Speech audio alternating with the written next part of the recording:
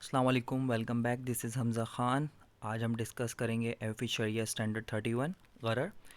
Financial transaction में जो गरर होता है उसकी इजाज़त है या नहीं है, आज हम ये डिस्कस करेंगे। देखते हैं डेफिनेशन क्या है गरर की। The Arabic word gharar literally means uncertainty और ambiguity. It is a broad concept of entailing decide fraud, danger, peril, dilation, or hazard that might lead to destruction, loss, and or dispute. Gharar is present in a commercial contract when at least one party is subject to extreme uncertainty or lack of transparency with respect to the core components of the contract, subject matter and or terms of contract. Basically गरर जो है अरबी ज़ुबान का लफ्ज़ है जिसके मायने जिसमें अनसर्टेनिटी होती है, मतलब इबहाम होता है, जिसमें धोखाधड़ी भी है, ख़तरा है, फ़रेब है या तबाही या नुकसान वगैरह है, और जिसमें कोई ऐसी ट्रांजैक्शन हो जिसमें तनाज़ा के बायस आपस में लड़ाई का ख़तरा वगैरह भी हो, तो उसमें और क़रर जो है बेसिकली सब्जेक्ट मैटर में हो सकता है, या जिस चीज़ को बेचा जा रहा है उसका उसका जो सब्जेक्ट मैटर है उसमें, या फिर उस चीज़ का जो कॉन्ट्रैक्ट हो रहा है उसमें भी क़रर हो सकता है। Control on Gharar in financial transaction. Gharar is a state of uncertainty that exists when the process of concluding transaction involve as unknown aspects. In other words, Gharar refers to the status of result that may or may not be materialized. अच्छा, basically एक financial transaction है, या हम future की transaction कर रहे हो सलम के अलावा, इस्तिस्ना के अलावा, तो उसकी जो शरीयत एतबार से इजाज़त नहीं है, क्योंकि सलम और इस्तिस्ना की हदीस से साबित है, इसलिए इसकी इजाज़त है, तो हम फ्यूचर सेल उसकी कर सकते हैं। तो उसके अलावा जो फ्यूचर सेल है वो नहीं होगी। बेसिकली गरर जो है एक मालियाती लेन देन है, उसमें गैर यकीनी सूरत हाल जो उसमें पैदा हो जाती है तो उसको उसकी इजाज़त नहीं दी गई है। वो एक मेन मकसद यही है कि जो आपस में तनाज़े की वजह से, गरर कैन भी एक्सेसिव भी हो सकता है, गरर मीडियम भी हो सकता है और माइनर भी हो सकता है। Excessive gharar can nullify an transaction, but medium और minor gharar are typically acceptable and have no effect on the transaction. अच्छा, एक्सेसिव गरर जो है उसकी इजाज़त नहीं है, जो उकूद मुआवजा में होगा, मतलब कम्पिटिटिव कॉन्ट्रैक्ट में होगा, तो उसकी इजाज़त यहाँ नहीं दी जा रही, जबकि मीडियम और माइनर की इजाज़त दी गई है, और ये किसी किस्म की ट्रांसैक्शन को वाइड नहीं करती। एनी बिजनेस और investment has certain level of risk which is necessary to generate profit. Obviously बात है, कोई भी कारोबार आपको करना हो उसके लिए तो आपने रिस्क लेना होगा, अलखराजु बिज़्ज़मान, इस तरह से नफ़ा ख़तरात लेने पर है। अगर नफ़ा चाहिए तो आपको ख़तरा तो लाजमी लेना है। Therefore some degree of gharar acceptable in shariah if it is unavoidable. Gharar is effective in the transaction and would make it void if the following condition satisfy. अच्छा, इसीलिए शरीयत ने कुछ निस्बतन कुछ की गरर की इजाज़त दी है कि अगर फाइनेंशियल ट्रांजेक्शन में कुछ गरर है तो उसकी इजाज़त है, क्यों ना कि जैसा मैंने आपको ऊपर ही बताया कि जब तक रिस्क नहीं लेंगे आपको रिवॉर्ड किस तरह मिलेगा। अच्छा, कौन सी चीज़ें हैं जो वाइड कर देती हैं ट्रांजैक्शन को? If it involve in competitive contract, जैसे मैंने बताया था आपको, उकूद मुआवजा में अगर गरर होगा तो उसकी इजाज़त नहीं है, जैसे सेल हो गया और लीज़ का कॉन्ट्रैक्ट हो गया। तो आप कोई चीज़ बेच रहे हो तो उसमें गरर नहीं होना चाहिए। कोई चीज़ लीज़ पे दे रहे हैं, कोई चीज़ रेंट पे दे रहे हैं, तो उसको उसमें भी गरर नहीं होना चाहिए। If it's relate to a primary object of the contract, primary object जो बुनियादी चीज़ है उसमें गरर नहीं होना चाहिए। जैसे आप कार सेल कर रहे हैं तो उसका जो सब्जेक्ट मैटर है उसमें गरर नहीं हो, उसके कॉन्ट्रैक्ट करते हुए गरर ना हो। कम्यूटिव और नॉन कम्यूटिव कॉन्ट्रैक्ट, इसकी मैं अलग सी वीडियो बना चुका हूँ कम्यूटिव एंड नॉन कम्यूटिव कॉन्ट्रैक्ट की, तो मैं आपको ये जल्दी जल्दी रिवाइज कर देता हूँ। Contract can either be commutative और नॉन कम्यूटिव, सेल, लीज और partnership example of commutative contract where both parties have commercial consideration. Excessive gharar is either the form of subject matter of this contract will lead to the invalidity. अजय उकूद तबर्रा की बात की जा रही है, जो कम्यूटिव कॉन्ट्रैक्ट है, जो सेल का होता है, लीज का होता है, अगर इसमें किसी किस्म का गरर पाया गया तो वो ट्रांजेक्शन को वाइड कर देगा। और दूसरा जो है excessive currents either in the form of the subject matter of these contract will lead to their invalidity. On other contrary, in case of non-commutative called tabarru in Arabic, contract which are unilateral, charitable or non-financial nature, the involvement of gharar will have no impact on the contract. For example, gharar does not affect the donation contract. अच्छा, दूसरे में बताया जा रहा है जो उक़ूद तबर्रा में है, मतलब एहसान की जो सूरत होती है, आरियत हो गया, हिबा हो गया, तो इसमें किसी किस्म का गरर होगा तो वो कॉन्ट्रैक्ट को वाइड नहीं करेगा। अच्छा, इसमें किस किस्म का गरर होता है कि मैं ज्वाला करूँ, मैं बोलूँ कि तुम फ़ला काम करो कि तो मैं तुम्हें ये इनाम दूंगा, मैं तुम्हें इनाम दूंगा, तो यहाँ स्पेसिफाइड नहीं है कि मैं तुम्हें इनाम दूंगा। और क्या दूंगा। तो इस तरह की तो शरीयत ने इजाज़त दी है कि भाई आप इस तरह का गरर अगर हुकूक तबर्रा में है तो उसकी इजाज़त है। Waqf model of takaful is another example of where the presence of gharar does not violate the contract because the policy holder contribute to the pool based on donation. अच्छा, वक्फ में भी जो गरर होता है बेसिकली तकाफुल में, तो उसकी भी इजाज़त दी गई है क्योंकि ये भी तबर्रा है, एहसान की सूरत है। अच्छा, लोग यहाँ कहते हैं कि यहाँ प्रॉफिट कैसे दे दिया जाता है। वक्फ जो है बेसिकली चैरिटी भी है, उसमें जो है मिल्कियत होती है अल्लाह की होती है। तो यहाँ बेसिकली आपको क्लियर होना चाहिए कि यहाँ दो पूल बनते हैं, participation takaful fund, participation investment fund. Participation takaful fund जो होता है वो वक्फ फ़ंड होता है, जिसमें जो है वो जो कोई नुकसान होता है उसकी तलाफ़ी वहाँ से की जाती है, और इन्वेस्टमेंट से जो है आपको वो प्रॉफिट दिया जाता है। तो दोनों अलग अलग हैं। Some level of uncertainty involve in transaction is tolerable and does not make the transaction void, how excessive uncertainty is not acceptable. अच्छा, कुछ नौइयत का गरर हो अगर ट्रांजैक्शन में तो उसकी इजाज़त है, अलबत्ता अगर एक्सेसिव हो तो उसकी इजाज़त नहीं है। यहाँ एग्जांपल भी दी हुई है, sale of fruits before production. अगर एक दरख्त पे से फ्रूट्स आए नहीं है और आपने उससे पहले कॉन्ट्रैक्ट कर लिया कि मैं 10 किलो तुम्हें आम बेचूंगा, तो इधर भी गरर है। Signing lease contract unspecified period, आपने अपना घर किराए पे दे दिया और बोला कि बस मैं तुम्हें रेंट पे दे रहा हूँ, कितने पीरियड के दे रहा है ड्यूरेशन आपने डिफाइन नहीं करी, तो यहाँ भी गरर है, इसकी इजाज़त नहीं है। Sale of salam commodity that is usually difficult to be deliver on time. अच्छा, सलम कॉन्ट्रैक्ट जो है उसकी इजाज़त है कि फ्यूचर में उसकी कॉन्ट्रैक्ट कर सकते हैं आप, क्योंकि हदीस से साबित है, इस्तिस्ना पे भी साबित है। अच्छा, सलम में चीज़ आपके पास मौजूद नहीं होती, उसकी क्वांटिटी क्वालिटी के बारे में आप लेकिन पहले ही जिक्र कर लेते हैं। अगर कोई ऐसी चीज़ का सलम कर रहे हैं आप जिसकी डिलीवरी पॉसिबल नहीं है, तो उसकी इजाज़त नहीं है इस तरह की गरर की।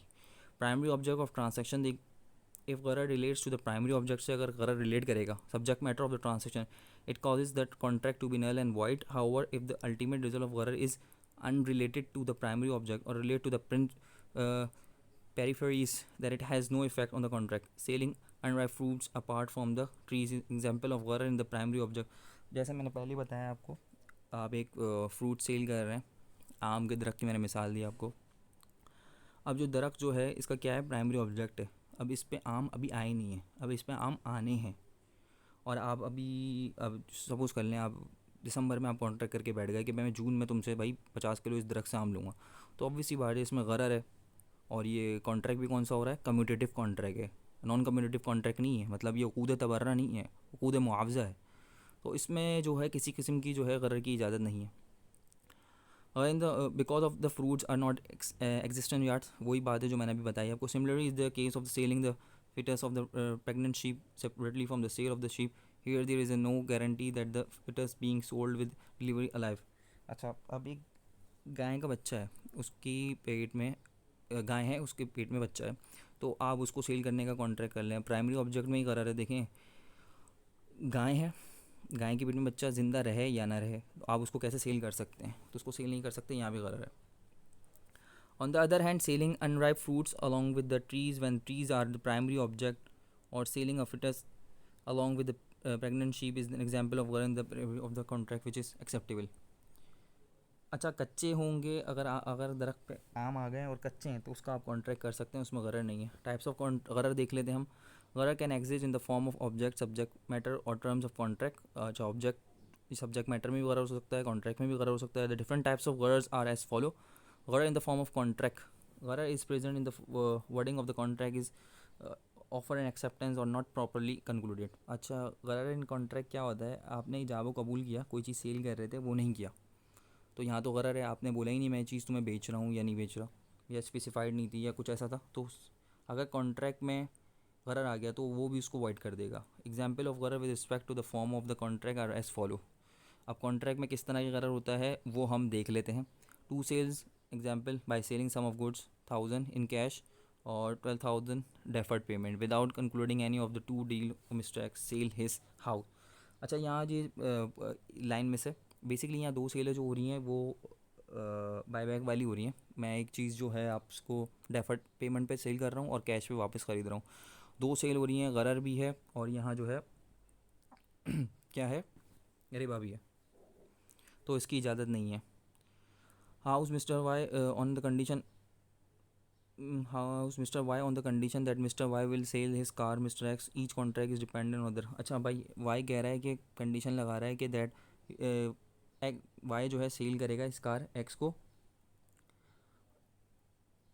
और जो है उसने जो sorry house to mister X on deferred payment without including anything to house to Mr. Y on the condition that Mr. Y sell his car to Mr. X। Condition लगा दी, वो उसको उस वक्त कार सेल करेगा जब वो उसको कुछ मुलाजिम रख ले या एक्सपायर्ड किसी भी किस्म की वो लगा सकता है। Contract contingent on future event पे डिपेंड करे कोई contract. Mister X offer to sell his house to mister Y, mister X sell करेगा मिस्टर वाई को अगर एक्स जो है रिसीव कर ले बिग बोनस। अच्छा भाई यहाँ ये शर्त लगा दी कि वो उसको सेल करेगा हाउस, लेकिन अगर उसको बोनस रिसीव हो गया तो वो सेल करेगा। तो यहाँ फ्यूचर डेट पे भी कॉन्ट्रैक्ट है और यहाँ गरर की भी है, तो इसकी इजाज़त नहीं है। Contract effective on future date, mister X sell his house in January but deem the sale to be effective from June. This is not acceptable for trade contract where ownership is transfer but accept for contract where the only benefits are transfer इजारा lease. अच्छा आपने cell तो कर दिया है लेकिन ये जो है जनवरी में करा है, बस इफ़ेक्ट होगा वो जून को। तो इस तरह की भी इसमें इजाज़त नहीं दी जा रही कि आपने ऑनरशिप ट्रांसफ़र कर दी है बट कॉन्ट्रैक्ट में जो है एक्सेप्टेंस जो है बाद में होगी। तो ऑनरशिप ट्रांसफ़र हो गई है, रिस्क एंड रिवॉर्ड ट्रांसफ़र हो गया, तो उसमें एक्सेप्टेंस बाद में कहाँ से होगी, पहले ही हो गई है वो। तो उसका रिस्क एंड रिवॉर्ड्स का ही होगा।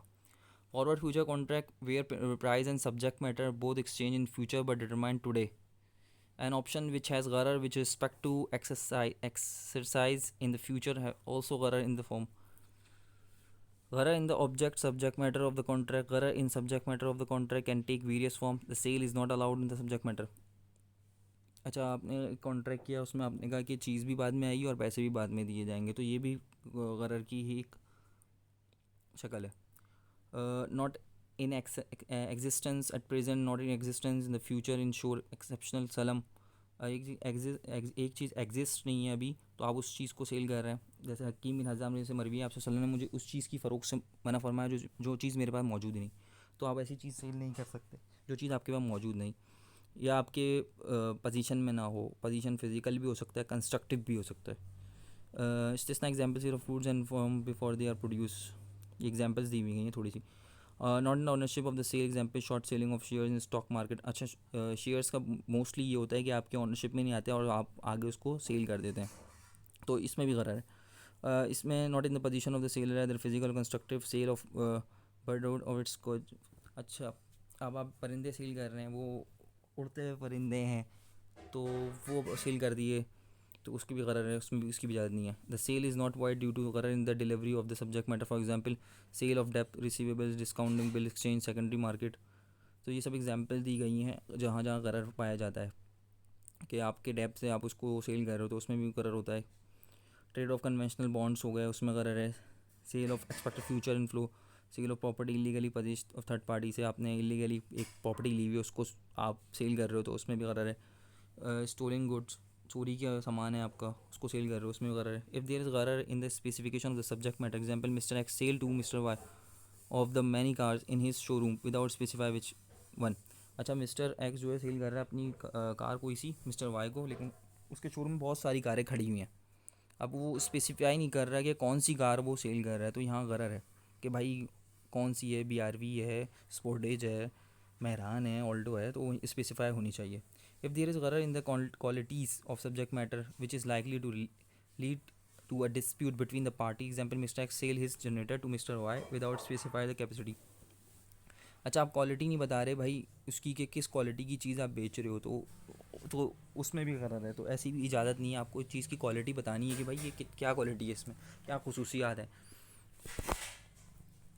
If there is gharar in the quantity of subject matter which likely to lead a dispute between the parties, example Mr. X sell cotton to Mr. Y without specifying the number of bales of weight in tonnage और kg। अच्छा अब यहाँ आप quantity के बारे में बताया जा रहा है कि आपने कोई चीज़ सेल करी और सब्जेक्ट मैटर के बताया ही नहीं कि भाई कितने किलो थी, उसका वेट क्या था, कितनी थी, तो क्वांटिटी के बारे में बताना चाहिए कि भाई एक चीज़ बेच रहा हूँ, दो चीज़ बेच रहा हूँ, तीन बेच रहा हूँ, तो इसकी भी वरना इजाज़त नहीं है। Gharar intention of contract, a contract become void when their price or payment period or duration of the contract।